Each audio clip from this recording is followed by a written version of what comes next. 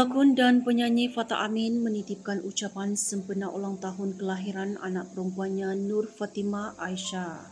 Menerusi hantaran di Instagram, Fatah menzahirkan rasa sayangnya yang tidak pernah berkurang sejak kehadiran cahaya mata sulung itu. Selamat hari lahir anak dadi Nur Fatimah Aisyah binti Abdul Fattah, selamanya anak dadi. Tak pernah sesaat pun kasih sayang dadi berkurang pada Fatimah.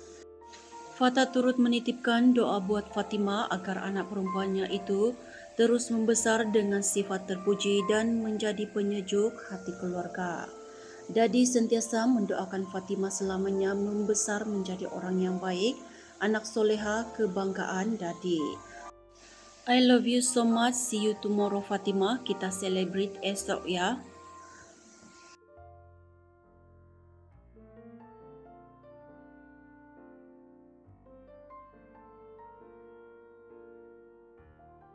Senanglah soalan ni. Mana boleh dia satu jawapan je lah. Apa? Mana boleh tanya orang?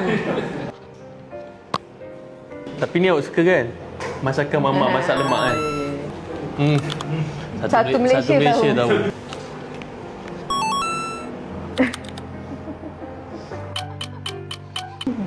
Lebih kurang lah. Dulu first debut 147 dia letak tinggi saya.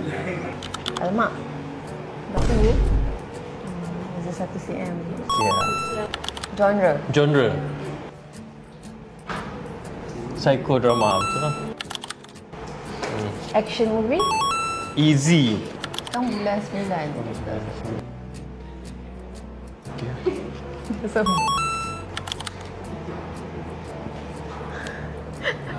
Ais latte. Oh, okey. Ais latte, kopi sama lah. Okay. Sama. Kan? Spesifik sikit, saya spesifik tadi. Awak kadang-kadang Spanish latte, kadang-kadang latte, kadang-kadang americano, semua tu kopi. So, kopi lah? Kopi lah. Okey lah. Kalau yang dia tahu dia, Kalau dia tahu. Putih.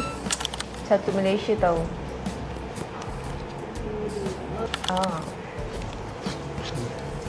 Perfume. Menyanyi. Awak nak menyanyi? Awak penyanyi? Pelakon. So, awak pelakon. Fatah suka menyanyi. Ya. Dia cuma malu je. Itulah Fatah. Nyanyi pun dia suka. Cuma dia tak nyanyi di halayak. Betul lah. Awak verify lah. Ya, betul. Jumpa.